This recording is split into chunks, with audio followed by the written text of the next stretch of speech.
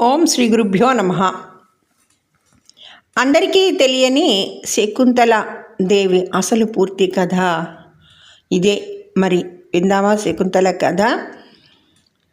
శకుంతల జననం విశ్వామిత్ర మహర్షి తపస్సు భంగం చేయడానికి మేనక అనే అప్సరసను దేవతలు పంపిస్తారు. విశ్వామిత్ర మేనక కలయిక వల్ల ఒక పాప పుడుతుంది. మేనక ఆ శిశువుని అడవిలో వదిలి అప్సర లోకానికి వెళ్ళిపోతుంది. పక్షులు శాకుంతలము అనే పక్షులు ఆ పాపను రక్షిస్తాయి. కణ్వ మహర్షి ఆ పాపను చూసి చేరదీసి పేరు పెడతారు శకుంతల అని. శకుంతలములు కాపాడిన పాప కాబట్టి శకుంతల అని పేరు పెడతారు.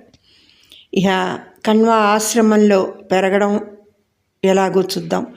శకుంతల ఆశ్రమంలో ప్రకృతి మధ్యలో పెరుగుతుంది.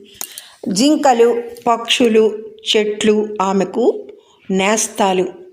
చాలా అందంగా, మంచి మనసుతో, అమాయకత్వంతో పెరుగుతుంది. దుష్యంత మహారాజు అడవికి రావడం, హస్తినాపురాన్ని పాలించే దుష్యంతుడు వేట కోసం సమయంలో శకుంతలని చూస్తాడు.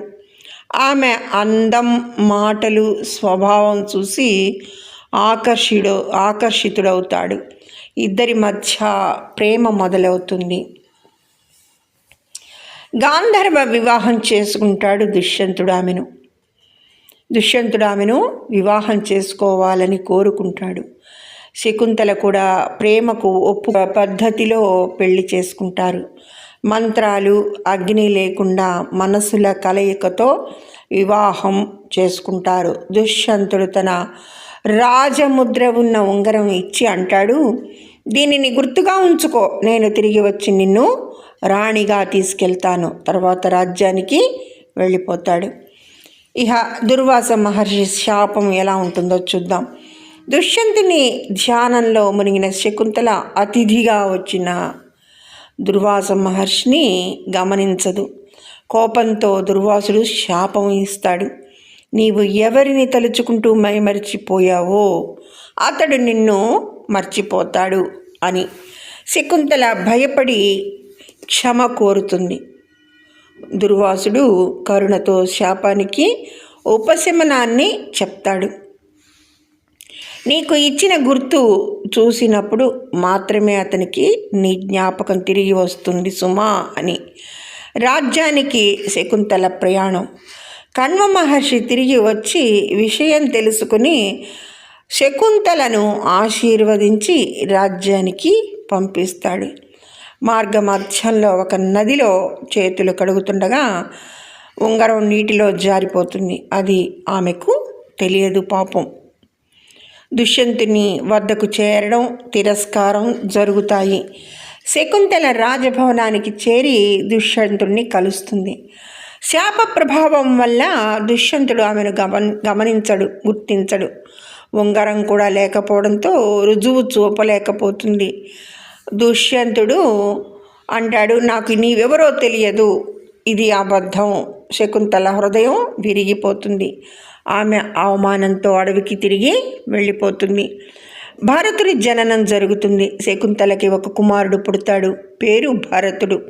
ఆ బాలుడు చిన్నప్పటి నుంచే సింహాల నోటిని తెరిచి పళ్ళు లెక్క పెట్టేంత ధైర్యవంతుడవుతాడు. భవిష్యత్తులో చక్రవర్తిగా ఎదుగుతాడు. ఇక ఉంగరం దొరికి జ్ఞాపకం వస్తుంది. తిరిగి వచ్చింది శకుంతల. ఒక మత్స్యకారుడికి చేప పొట్టలో దుష్యంతుడు ఇచ్చిన ఉంగరం దొరుకుతుంది. అది రాజు వద్దకు చేరుతుంది. ఉంగరం చూసిన వెంటనే దుష్యంతునికి శకుంతల జ్ఞాపకాలన్నీ తిరిగి వస్తాయి. ఆయన కళ్ళల్లో కన్నీళ్లు వచ్చి బాధపడతాడు. అయ్యో, నేను నా ప్రేమను మర్చిపోయాను, ఆమెను బాధ పెట్టాను. శకుంతల దుష్యంతుల పునర్మిళనం అంటే మళ్ళీ కలుసుకోవటం. దుష్యంతుడు అడవికి వెళ్ళి కణ్వ ఆశ్రమం చేరతాడు. అక్కడ భరతుడిని చూస్తాడు. తర్వాత శకుంతలను చూసి క్షమించమని కోరుతూ ప్రేమతో స్వీకరిస్తాడు. శకుంతలని హస్తినాపుర రాణిగా, భరతుడిని యువరాజుగా తీసుకెళ్తాడు. భరతుడు తరువాత అత్యంత గొప్ప చక్రవర్తిగా ఎదిగి దేశాన్ని ఏకం చేస్తాడు. అందుకే మన దేశానికి పేరు వచ్చింది భారతదేశం, భరతుని దేశం. ఇందులో ఒక నీతి ఉందండి. ప్రేమకు గుర్తు కూడా ఒకప్పుడు ప్రాణం లాంటిది. కోపం, అపార్థాలు జీవితాలను దూరం చేస్తాయి.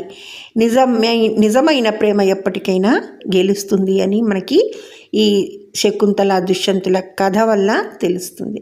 శ్రీమాత్రే నమః. సర్వే జనా సుఖినో భవంతు. ధన్యవాదములు.